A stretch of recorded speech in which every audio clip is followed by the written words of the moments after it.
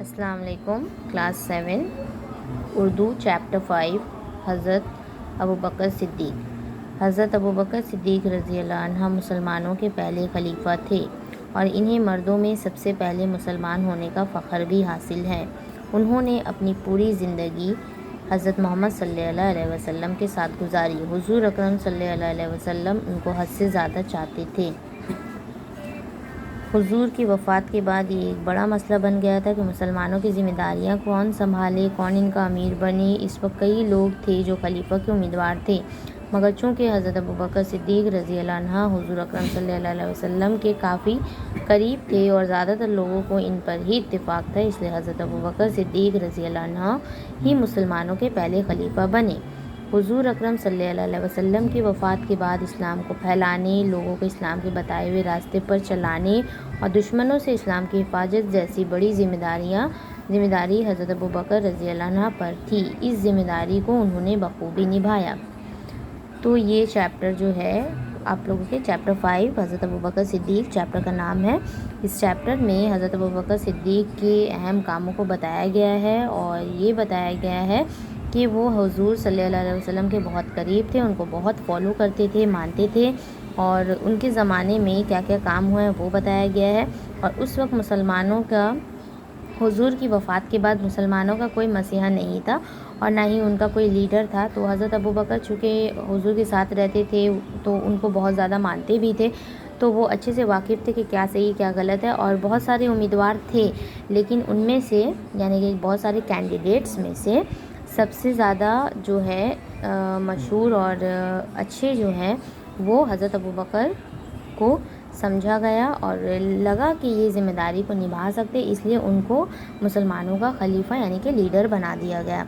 تو حضور کی وفات کے بعد اب اسلام کو پھیلانے کی ذمہ داری، لوگوں کو صحیح راستے بتانے کی ذمہ داری کا کام کن کے اوپر آ گیا؟ حضرت ابوبکر صدیق کے اوپر آ گیا۔ تو صدیق کے مطلب ہوتا ہے سچائی، تو وہ خود ان کے نام میں بھی سچائی ہے اور وہ سچائی کے راستے پہ بھی چلے اور لوگوں کو بھی آگاہ کرتے گئے کہ کیا صحیح ہے کیا نہیں، اور انہوں نے بہت ساری چیزوں سے مسلمانوں کی حفاظت کی، ان کو اپنی ذمہ داریوں کا احساس دلایا اور بہت ساری چیزیں بتائیں۔ آپ ابو قحافہ رضی اللہ عنہ کے بیٹے تھے۔ آپ کی امی جان کا نام سلمہ رضی اللہ عنہ تھا۔ پہلے آپ کا نام عبدالقعبہ تھا، پھر آپ کا نام عبداللہ ہوا۔ صدیق آپ کا لقب تھا۔ دیکھو ان کے جو ہے والد کا نام کیا تھا؟ ابو القحافہ رضی اللہ عنہ۔ ان کی والدہ کا نام یعنی کہ امی کا نام سلمہ رضی اللہ عنہ، اور ان کا نام پہلے کیا تھا؟ عبدالقعبہ، پھر بعد میں کیا ہوا؟ عبداللہ ہو گیا، اور صدیق جو ہے وہ لقب بولتے ہیں ٹائٹل کو، تو صدیق ان کا ٹائٹل ہو گیا۔ حضرت ابوبکر جب اسلام نہیں لائے تھے تب بھی آپ کا حضرت صلی اللہ علیہ وسلم سے لگاؤ تھا، اور اسلام جب انہوں نے قبول نہیں کیا تھا تب بھی وہ حضور کو مانتے تھے اور ان کے ساتھ اچھا برتاؤ کرتے تھے، اٹھتے بیٹھتے تھے اور کسی طرح کی غلط کاموں میں نہیں تھے، اور اسلام کے ماننے کے بعد تو اور زیادہ ہی فالو کرنے لگے، اور لوگوں کی طرح آپ شراب سے دور تھے ایک واقعے کے مطابق، اور بری لت ان کو نہیں تھی۔ تو ایک دفعہ کی بات ہے، ایک بار حضرت ابوبکر رضی اللہ عنہ ایک مدہوش آدمی کی طرف سے گزر رہے تھے جو گندگی میں اپنا ہاتھ ڈالتا اور پھر اسے اپنے منہ کے قریب لے جاتا، اور جب بدبو آتی تو رک جاتا۔ حضرت ابوبکر رضی اللہ عنہ نے جب یہ دیکھا تو اپنے اوپر شراب حرام کر لی۔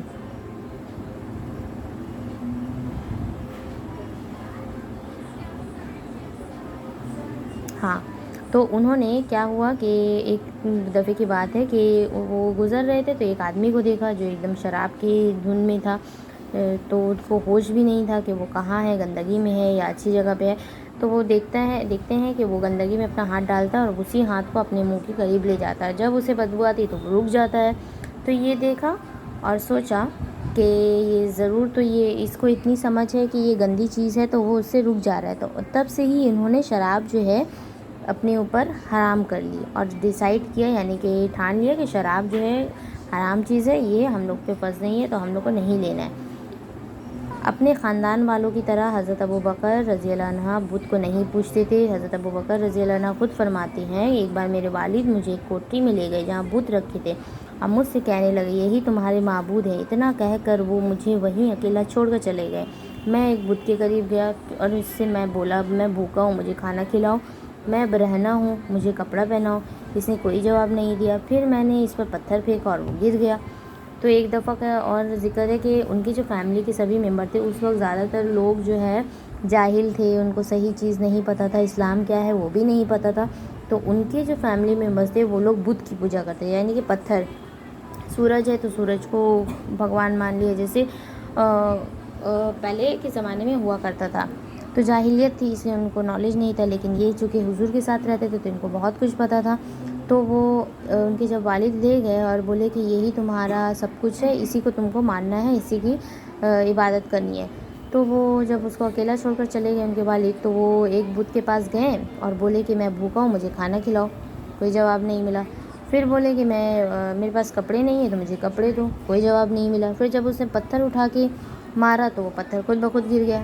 مطلب تو اس سے یہ سمجھ آ گیا کہ یہ نہ تو حرکت کر سکتا ہے، نہ کچھ دے سکتا ہے، تو یہ عبادت کے تو چھوڑ ہی دے، عبادت کے تو لائق نہیں. مطلب یہ تو خود ہی بے جان ہے، تو یہ کہ کیا کسی کی مدد یا کچھ بھی امید رکھ سکتا ہے انسان. یہ فرسٹ پارٹ ہے ویڈیو کا. سیکنڈ پارٹ میں ہم انشاءاللہ اور آگے بتائیں گے.